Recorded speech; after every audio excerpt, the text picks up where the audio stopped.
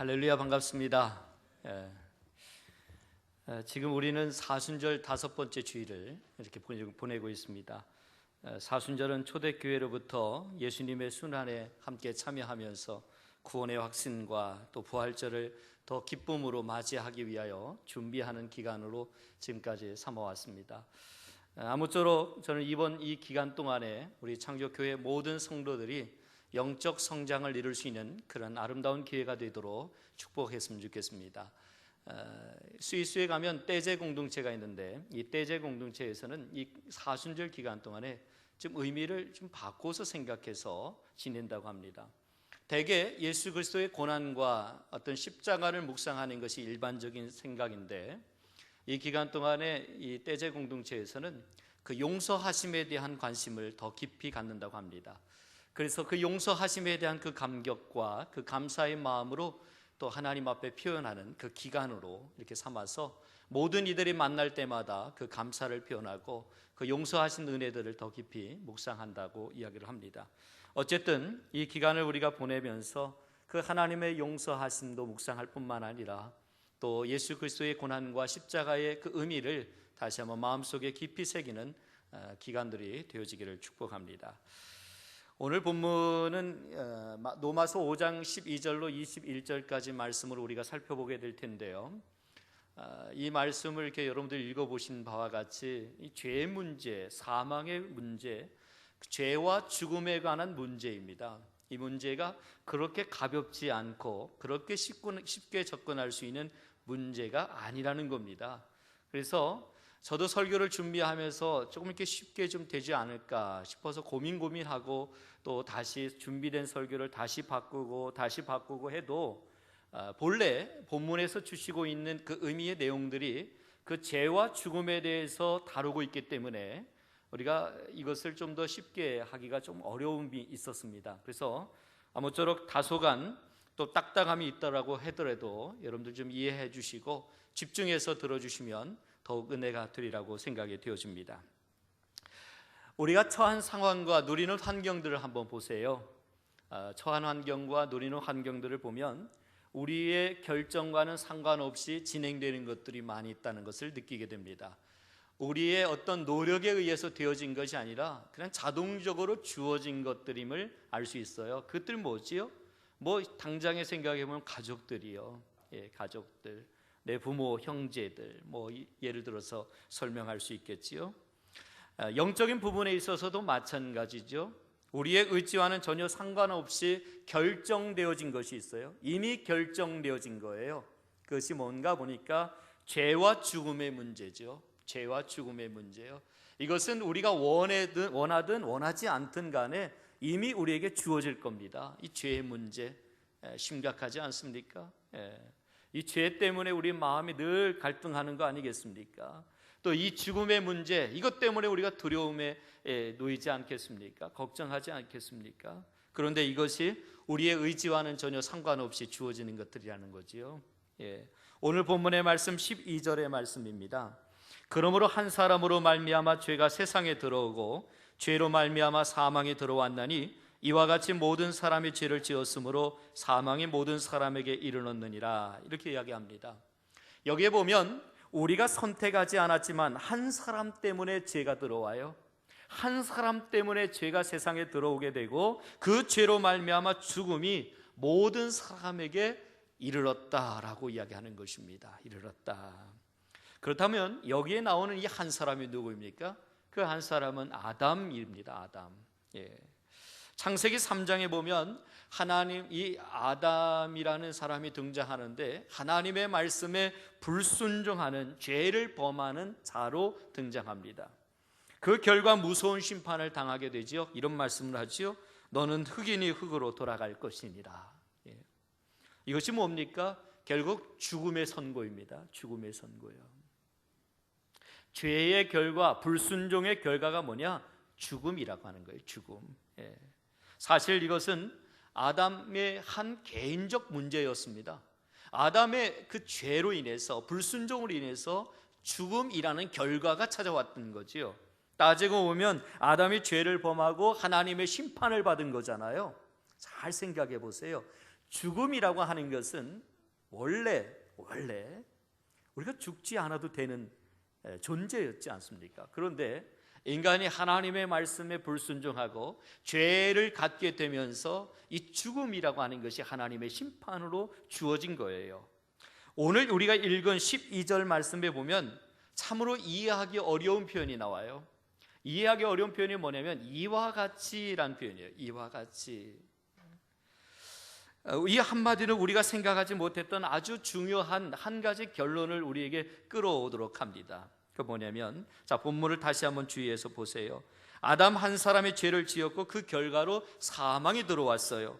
그런데 이와 같이 모든 사람이 죄를 지었고 그 결과 모든 사람에게 사망이 이르렀다, 임했다라고 하는 겁니다. 여기서 이와 같이라고 하는 뜻이 뭡니까? 아담과 우리를 동일하게 같이 취급하고 있다고 하는 거예요. 함께 취급하고 있는 겁니다. 아담의 죄가 우리의 죄고 아담이 임한 죽음이 우리에게 임할 죽음이라고 하는 거예요. 한번 생각해 보세요. 여러분 이해가 되세요? 이해가 되십니까? 우리가 정말 받아들이기 어려운 논리 아닙니까? 정말 받아들이기 어려운 논리지요. 좀 여러분도 생각해 보면 많이 억울한 거예요. 많이 억울한 거예요. 영원히 살아갈 수밖에 없던 나의 존재를 이 아담의 한 사람에 의하여서 죄로 인하여서 영원히 죽을 수밖에 없는 죽음이 나에게 왔다고 하는 거예요. 죽음이 나에게 왔다고 하는 거예요. 참으로 억울하기 짝이 없는 거예요. 오늘 말씀은 예수님은 이미 2000년 전에 내가 세상에 태어나기도 전에 내가 죄를 짓기도 전에 내가 알지도 못할 때 돌아가셨다고 하는 그 예수님이 그것이 어떻게 나와 관계가 있는가라고 하는 것을 질문을 던지고 있는 거예요. 이 질문에 대한 답변이 오늘 본문을 기록하게 된 배경이라고 볼 수 있습니다. 여러분, 왜 아담과 똑같이 우리 모든 사람이 죄를 지은 것이 되며 왜 아담에게 내린 형벌이 우리에게 똑같이 내려져야 할까요?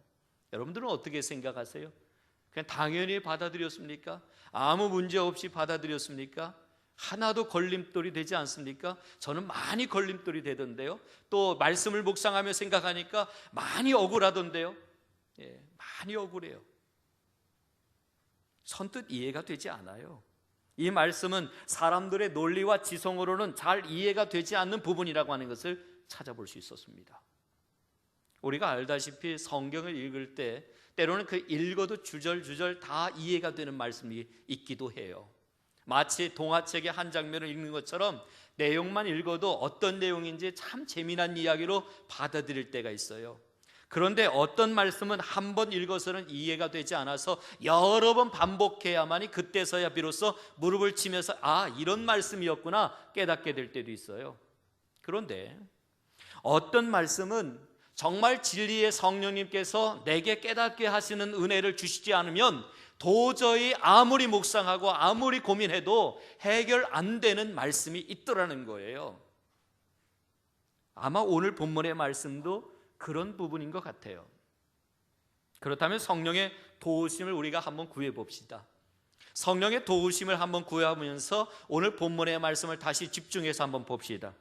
이와 같이 모든 사람이 죄를 지었다에 대해서 많은 성서학자들이 다양한 의견들을 갖고 있더라고요.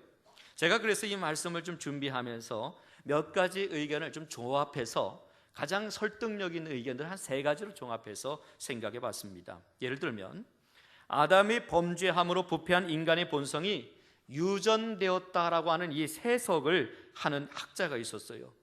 그것은 좀 위험한 해석이라는 거죠. 대체로 이 해석을 좋아하는 그 교단이 어딘가 보니까 통일교입니다. 통일교 이단이요. 그래서 그들은 피해 유전이라고 말을 하죠. 피해 유전. 죄가 피를 통해서 유전된다는 거예요. 그래서 재림 예수인 문성면 씨가 피를 깨끗하게 해 주어야 하기 때문에 그 피 가름 의식을 해야 한다고 가르치지요. 이것은 분명히 잘못된 거죠. 두 번째 학자는 모방설을 이야기해요. 모방설. 아담이 죄 짓는 것을 보고 그 행동을 모방해서 그 후손들이 스스로 죄를 짓게 짓고 있다고 하는 의미로 해석하고 있기도 합니다.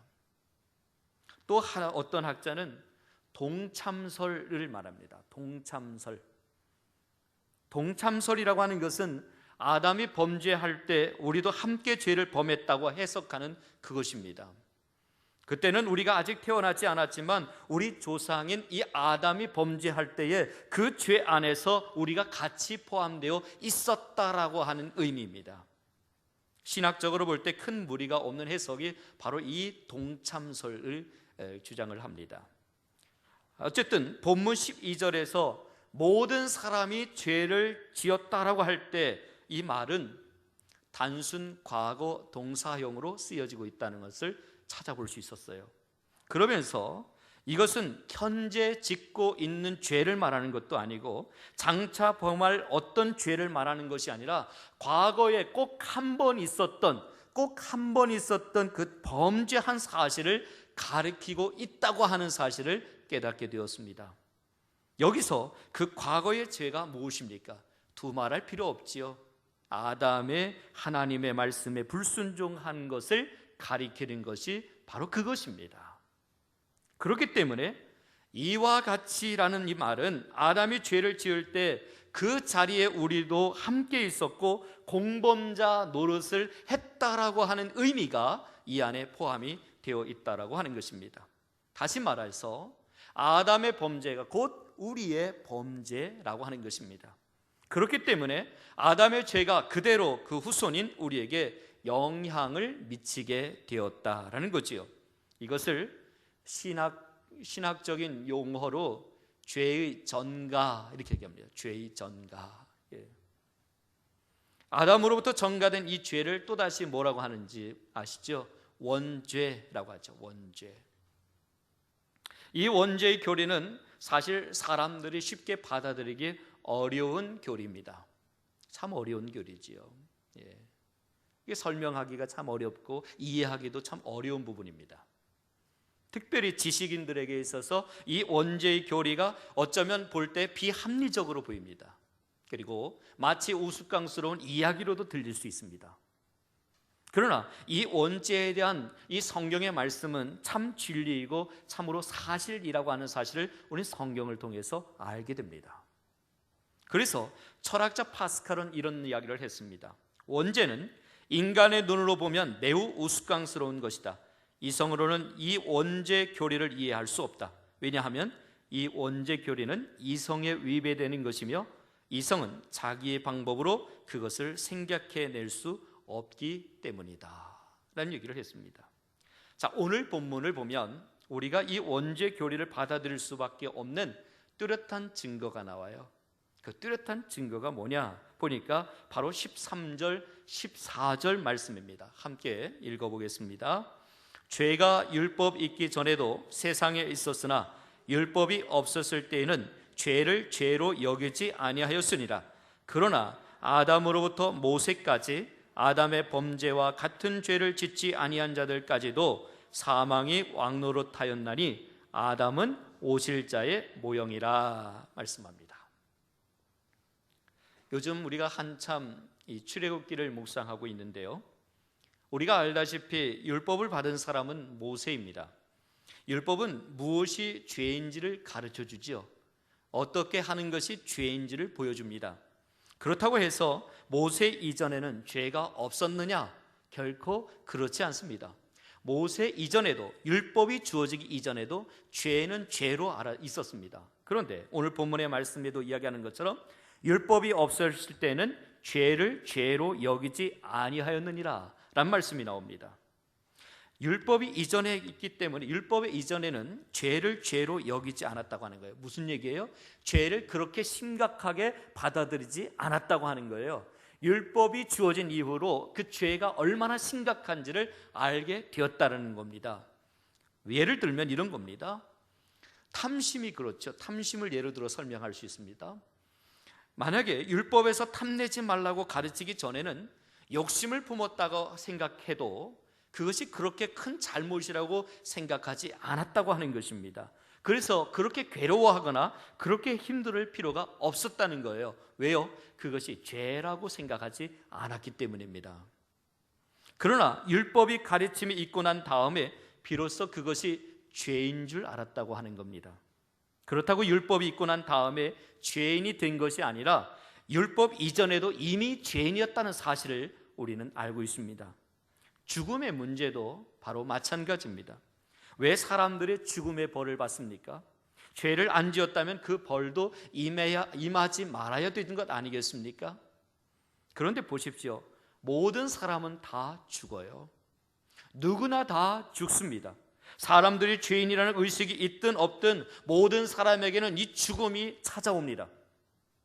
내가 언제 아담과 함께 있었느냐? 나는 죄인이 아니다라고 아무리 항변을 해도 그에게도 역시 죽음은 찾아오게 됩니다. 그리고 오늘 성경의 표현대로 이야기한다면 그 역시 사망의 그에게 있어서 왕노릇하려 합니다. 무슨 말입니까? 모든 사람에게 죽음이 임하게 된 것은 모든 사람들이 이 다 아담의 죄에 동참했다고 하는 것입니다. 그래서 모든 사람에게 이 죽음이 왕노릇하게 되었다라고 하는 것이 그 이야기를 하고 있는 것이 오늘 본문의 내용인 것입니다. 우리는 이 문제를 다른 관점에서 한번 생각해 보려고 합니다. 바로 이 아담의 대표성입니다. 오늘 본문에서 계속 반복되는 이 표현이 나와요. 그 반복되는 표현이 뭡니까? 한 사람으로 말미암아라는 얘기입니다. 한 사람으로 말미암아, 한 사람으로 인하여 죄가 주어졌다라고 하는 거예요. 한 사람의 불순종으로 인하여 계속 반복되는 것이 그 표현입니다. 무슨 얘기입니까? 바로 이 원죄는 한마디로 대표성의 그 뿌리를 두고 있다라고 하는 것이지요. 이렇게 이해할 때 제대로 이해할 수 있게 되는 거예요. 이 대표성의 원리로 이해하지 않고서는 이 내용을 이해할 수 없는 거예요. 어쩌면 제가 처음에 생각했던 대로 억울한 거죠. 나는 하나도 죄 지은 것 없는데 내가 왜 죽음을 당해야 되고 왜 그 고통을 당해야 되는가, 원망스럽기도 하고 억울한 거죠. 아니요, 아담이 오히려 이 대표성의 원리로 해석해 보면 이것이 쉽게 이해되어질 수 있습니다. 신구약 성경에는 인류를 대표하는 두 인물이 등장합니다. 구약에서는 아담이 등장하고 신약에서는 예수님이 등장합니다. 바울은 구약의 아담을 첫째 아담이라 말하고 예수님을 제2의 아담이다라는 표현을 썼습니다. 여기서 아담이라는 뜻은 한 개인을 지칭하여 고유명사로 사용되는 것이 결코 아닙니다. 여기서 아담은 인류를 대표하고 있는 표현입니다. 여기서 잠깐 이 아담의 대표성과 예수 그리스도의 대표성의 의미와 상징의 의미들을 생각해 볼 필요가 있어요. 먼저는 아담의 대표성입니다. 무엇을 상징합니까? 크게 세 가지를 상징합니다. 첫째는 범죄의 대표성입니다. 범죄의 대표성. 오늘 성경의 말씀에 12절 말씀해 보겠습니다. 이러므로 한 사람으로 말미암아 죄가 세상에 들어오고 죄로 말미암아 사망이 들어왔나니 이와 같이 모든 사람이 죄를 지었으므로 사망이 모든 사람에게 이르렀느니라, 이겁니다.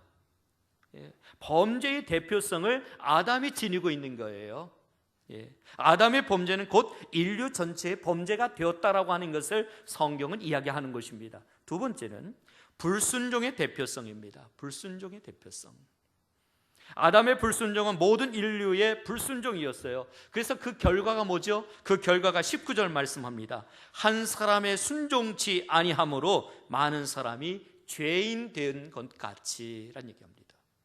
결국 불순종한 것이 죄인 되는 이유였다라고 하는 것입니다. 그 다음에 세 번째는 사망의 대표성입니다. 사망의 대표성. 17절 말씀에 한 사람의 범죄를 인하여 사망이 그 한 사람으로 말미암아 왕노릇하였은즉 이야기합니다. 아담이 죄와 허물로 죽었기에 그 사망의 뿌리에서 태어난 우리 인간이 바로 사망 아래에 매이게 된 존재라고 하는 것을 일깨워주고 있는 것이 이 말씀이라고 하는 것입니다. 그렇다면 다음으로는 예수 그리스도의 대표성을 생각해 볼 필요가 있습니다. 무엇을 상징합니까? 첫째는 속죄의 대표성입니다. 오늘 본문의 말씀 18절에 그런즉 한 범죄로 많은 사람이 정죄에 이른 것 같이 의의 한 행동으로 말미암아 많은 사람이 의롭다 하심을 받아 어디에? 생명에 이르렀느니라. 아멘입니다. 예수 그리스도를 묵상하고 예수 그리스도를 왜 따르고 살아가야 되느냐? 그것은 속죄의 대표성이 그 안에 있기 때문에 그렇습니다. 그 다음에 두 번째는 순종의 대표성입니다. 5장 19절 말씀입니다. 한 사람의 순종치 아니함으로 많은 사람이 죄인 된 것 같이 한 사람의 순종하심으로 많은 사람이 의인이 되리라. 아멘. 아멘입니다. 그 다음에 세 번째는 생명의 대표성입니다. 오늘 본문의 21절 말씀에 이는 죄가 사망 안에서 왕노릇한 것 같이 은혜도 또한 의로 말미암아 왕노릇하여 우리 주 예수 그리스도로 말미암아 영생에 이르게 하려 함이니라. 아멘입니다. 아멘. 아담의 대표성과 예수 그리스도의 대표성을 우리가 보았습니다. 그러니까 아담이 죄를 범한 것은 모든 인류를 대표해서 범죄한 것이라는 사실을 깨닫게 됩니다. 그렇기 때문에 아담 한 사람의 범죄는 개인의 죄이기도 하지만 더욱 중요한 것은 동시에 온 인류를 대표하는 죄이기 때문에 모든 후손들의 죄라고 하는 사실을 이야기해 주고 있는 것입니다. 한번 예를 들어 설명해 볼까요? 이런 겁니다. 여러분 축구 좋아하지 않습니까? 축구요. 우리나라 선수들이 다른 외국 선수들과 함께 축구 시합을 합니다. 우리가 응원을 합니다. 열심히 응원을 해서 승리를 합니다. 그때 여러분들 11명의 축구 선수들을 이름을 불러가면서 얘네들이 이겼어 라고 말하지 않습니다. 어떻게 말합니까? 우리나라가 이겼어 라고 얘기합니다. 무엇입니까? 대표성입니다. 이들이 국가대표이기 때문에 우리를 대표하는 것입니다. 운동장에서 뛰었던 11명의 이름을 거론하면서 그들이 이겼다라고 평가하지 않습니다. 그들의 이김은 곧 우리의 이김입니다. 그들의 승리는 곧 우리의 승리입니다. 바로 이것입니다. 예수의 승리는 우리의 승리입니다. 예수의 사망 권세를 물리치시고 이기신 권세는 곧 우리의 권세입니다. 이것이 우리의 능력입니다. 이 대표성의 원리는 원죄를 설명하고 십자가의 대속의 원리를 설명하기에 아주 적절하고 중요한 원리를 우리에게 가르쳐 보이고 있는 것입니다. 그렇기 때문에 영적인 세계에서도 이 대표성의 원리는 참으로 중요합니다. 한 사람의 범죄로 말미암아 다 죽을 수 있고 한 사람의 순종으로 말미암아 온 인류가 다 구원을 얻을 수 있기 때문입니다. 그래서 오늘 우리가 읽은 본문을 자세히 읽어보면 아담이 온 인류를 어떻게 대표하고 있는지를 밝히고 있어요. 한마디로 아담과 우리는 끊을 수 없는 관계라고 하는 것입니다. 적어도 이런 관계를 본문에서는 5번이나 반복해서 강조하고 있어요. 우리가 한번 말씀을 쭉 보면서 살펴보겠습니다. 15절에 보세요. 15절에 보면 한 사람의 범죄를 인하여 많은 사람이 죽었은즉 이야기합니다. 또 16절 말씀에 심판은 한 사람으로 말미암아 종죄에 이르렀으나 말씀합니다. 17절에는 한 사람의 범죄로 말미암아 사망이 그 한 사람을 통하여 왕노릇하였은즉 또 18절에는 한 범죄로 많은 사람이 종죄에 이른 것 같이 말씀합니다. 그리고 19절에는 한 사람이 순종하지 아니함으로 많은 사람이 죄인 된 것 같이 말씀합니다. 자, 여기에 보면 이 아담 한 사람의 죄가 우리에게 어떤 결과를 가져오게 되었는지를 명확하게 밝히고 있죠. 잘 보세요. 어떤 결과를 가져왔습니까? 아담이 바로 우리 모든 인간들의 대표요, 우리 모든 후손들의 대표라고 하는 사실을 우리는 기억해야 합니다. 그런데 여기서 아담과 우리의 관계도 중요하지만 더더욱 중요한 사실은 예수 그리스도와 우리와의 관계입니다. 우리가 읽은 14절 마지막 부분에 보면 아담은 오실자의 모형이라고 하는 말씀이 나오지요. 물론 여기서 말하는 오실자는 우리가 잘 아는 대로 예수 그리스도를 상징합니다. 이 말씀은 아담이 인류의 대표인 것처럼 예수님도 새로운 백성의 대표가 된다고 하는 것을 의미하는 것입니다. 아담이 인류의 대표자가 되어서 죄와 죽음을 가지고 왔다고 한다면 장차 오실 예수 그리스도는 믿고 구원받은 자의 대표가 되어서 모든 사람에게 생명을 가져다 준다고 하는 것입니다. 그래서 예수님을 제2의 아담이라고 사도 바울은 표현하고 있는 것입니다. 고린도전서 15장 22절에서 이 문제에 대해서 명확하게 말하는 것이 있어요. 아담 안에서 모든 사람이 죽은 것 같이 그리스도 안에서 모든 사람이 삶을 얻으리라. 아멘입니다. 아멘. 여기에 보면 아담 안에서 죽었다는 것과 그리스도 안에서 살았다는 말이 서로 대칭을 이루고 있다는 사실을 보여주고 있습니다. 오늘 본문의 18절에도 분명히 말씀하지요. 그런즉 한 범죄로 많은 사람이 정죄에 이른 것 같이 한 의로운 행위로 말미암아 많은 사람이 의롭다 하심을 받아 생명에 이르렀느니라 말씀합니다. 보십시오. 여기에서도 이 아담 한 사람의 범죄로 인하여 우리 모두가 죄인이라는 판단을 우리 판정을 받았지만 예수님의 의로운 행동으로 인해서 모든 사람이 의롭다함을 인정을 받아 영생을 누리게 되었다라고 하는 것입니다. 그렇다면 여러분, 예수님이 순종하셨다는 것은 무엇을 말하는 것일까요? 그것은 우리가 이미 알고 있는 것처럼 바로 예수 그리스도의 십자가의 죽음을 이야기합니다. 주님은 십자가의 죽음을 앞두고 겟세마네 동산에서 눈물로 이렇게 기도하시죠. 내 아버지여, 만일 할만하시거든 이 잔을 내게서 지나가게 하옵소서. 그러나 나의 원대로 마옵시고 아버지의 원대로 하옵소서. 보십시오. 아담은 불순종했지만 예수님은 하나님의 뜻대로 순종했습니다. 이것이 예수 그리스도의 십자가입니다. 십자가에 죽어야 모든 인류를 죄와 죽음에서 구원할 수 있다고 하는 하나님 아버지의 뜻을 알았기 때문에 주님은 묵묵히 순종의 걸음을 걸으셨던 겁니다. 그런데 여러분, 바로 이 예수님의 순종이 저와 여러분의 죄와 죽음에서 건져냈다는 사실을 아십니까?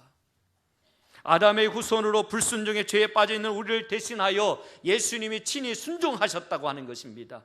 순종의 자리로 나아가셨다고 하는 거예요. 이것이 대신의 순종이다라고 합니다.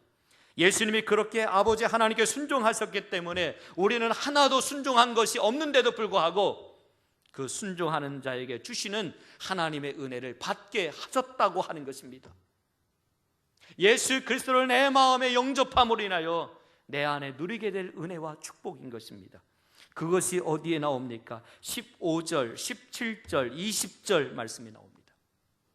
다 더욱 넘치게 부어주시는 하나님의 은혜와 선물이라고 얘기합니다.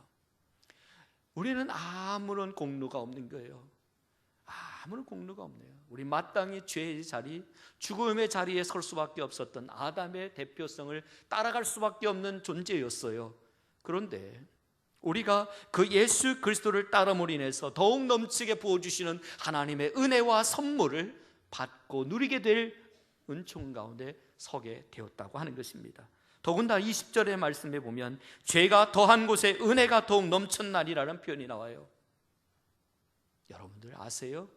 내가 죄인됨을 느끼면 느낄수록, 깊이 느끼면 느낄수록 하나님의 은혜는 더 크다는 사실을요, 내가 전에는 아담이었다는 사실을 알면 알수록, 깨달으면 깨달을수록 예수님의 그 사랑과 은혜가 얼마나 크고 귀하다고 하는 사실을 더 깊이 느낄 수 있다는 사실을 아십니까? 오늘 본문의 19절 말씀을 함께 읽어봤으면 좋겠습니다. 한 사람이 순종하지 아니함으로 많은 사람이 죄인 된 것 같이 한 사람이 순종하심으로 많은 사람이 의인이 되리라. 아멘.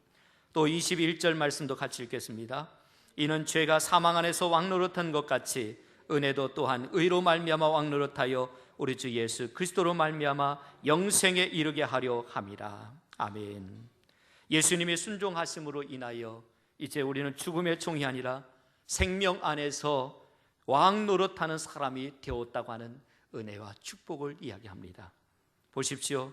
아담과 예수 그리스도는 얼마나 대조적인지 여러분들 보십시오. 아담은 우리를 죄인으로 만들었지만 예수님은 우리를 의롭다함을 받게 하셨습니다. 아담 안에서 우리는 죽었지만 우리는 예수님 안에서는 우리는 다시 살아났습니다. 아담의 불순종은 우리에게 정죄와 죽음이라는 결과를 가져왔지만 예수님의 순종은 우리에게 칭의와 영생이라고 하는 결과를 가져다 주었습니다. 여기서 우리가 알아야 할 것이 하나 있어요. 그것은 아담의 대표성과 예수 그리스도의 대표성에는 결정적인 차이가 있다고 하는 거예요. 그것이 뭘까요? 제가 한번 여러분들에게 물어보겠습니다. 아담 한 사람이 범죄함으로 말미암아 모든 사람에게 죽음이라고 하는 것이 주어졌습니다. 그런데 이것이 자동적입니까? 아니면 선택적입니까? 자동적입니다. 자동적이요. 여러분들이 선택해서 죽음이 여러분들에게 주어진 게 아니에요. 자동적으로 주어진 겁니다. 아담의 범죄로 인해서 아담의 후손들이 모두가 죄 아래에 놓이게 되었을 뿐만 아니라 죽음의 지배 아래에 놓이게 되었다고 하는 것은 이것은 선택적인 것이 아니에요. 자동적으로 우리에게 주어진 거예요. 반면에 예수 그리스도의 대표성은 무엇입니까? 잘 보세요. 그리고 잘 기억하세요. 예수님은 우리를 구원하기 위해서 십자가에서 피 흘려 죽으셨습니다. 여러분, 어떻게 십자가의 능력이 우리에게 임할 수 있습니까? 자동적으로 임합니까? 가만히 있으면 자동적으로 우리에게 찾아옵니까? 아니요. 이것은 선택적입니다.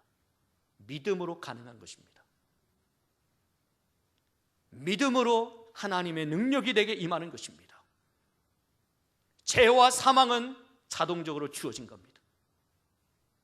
이거는 벗어날 길이 없습니다.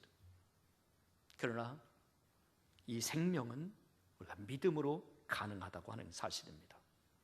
이것이 바로 아담의 대표성과 그리스도의 대표성의 차이입니다. 아담의 대표성은 이 자동적으로 미치는 것이지만 예수 그리스도의 대표성은 믿어야만 능력이 나타나게 되어 있다고 하는 사실을 오늘 본문은 깨우쳐주고 있는 것입니다. 그래서 요한복음 1장 12절에 말씀합니다. 영접하는 자 곧 그 이름을 믿는 자들에게는 하나님의 자녀가 되는 권세를 주셨으니, 누구에게 자녀의 권세를 주신다고 하십니까? 영접하는 자, 믿는 자에게 주신다고 이야기합니다. 믿어야만 영생이 있고 믿어야만 생명이 있습니다. 믿어야만 십자가의 능력이 내게 임하는 것입니다. 아멘입니다. 사랑 여러분, 만약 우리가 아담의 대표성을 놓고 의심하게 된다면 논리적으로 예수 그리스도가 우리의 대표가 되고 그의 의 십자가에서 흘리신 그 피가 나를 정결케 했다고 하는 이 사실도 결코 우리는 받아들일 수 없게 될 것입니다. 내가 아담이 지은 죄와는 전혀 상관없는 자라고 강변하고 싶다고 한다면, 억울하다고 말하고 싶다고 한다면 예수 그리스도와 나와의 관계 또한 아무런 관계가 아니라고 하는 사실입니다. 내가 죄와 사망 가운데 있었기에 예수 그리스도의 오심이 의미가 있는 거예요. 나를 건져주시고 죄에서 생명의 자리로, 사망에서 생명의 자리로 나를 건져주시기 위해서 예수 그리스도께서 오셨다고 하는 사실입니다. 이것이 구원의 공식입니다. 그렇다면 이제 저는 여러분들에게 묻고 싶습니다. 여러분들은 어디에 서 있습니까? 여러분들은 아담 쪽입니까? 아니면 예수 그리스도 쪽입니까? 흔히들 말합니다. 줄서기를 잘해야 된다 말합니다. 여러분들은 아담 쪽에 서 있습니까? 예수 그리스도 쪽에 서 있습니까? 지금 여러분들의 대표는 누구입니까? 여러분들을 대표하고 있는 이가 누구십니까? 어떤 이는 아담일 것입니다. 그러나 어떤 이들은 예수 그리스도일 것입니다. 만약 아직까지 아담이 여러분의 대표라고 한다면 여러분들은 여전히 죄에 놓여져 죄에 매여져 살아갈 수밖에 없는 존재일 것입니다. 그래서 결국은 영원한 지옥에 갈 수밖에 없는 자리에 설 것입니다. 그러나 예수 그리스도께서 여러분의 대표라고 한다면 예수님의 십자가가 여러분의 십자가가 될 것이고 예수님의 부활이 여러분의 부활이 될 것입니다. 그렇기 때문에 누가 뭐라고 해도 저와 여러분들은 예수 그리스도를 믿고 그분에게 가야 합니다. 더 이상 아담이 내 인생의 대표가 아니라 예수 그리스도께서 내 인생의 대표인 것을 우리는 드러내야 합니다. 예수님의 십자가의 죽음이 나의 죽음임을 받아들이고 예수님의 부활이 나를 살린 사건임을 우리는 믿어야 할 것입니다. 기도하겠습니다.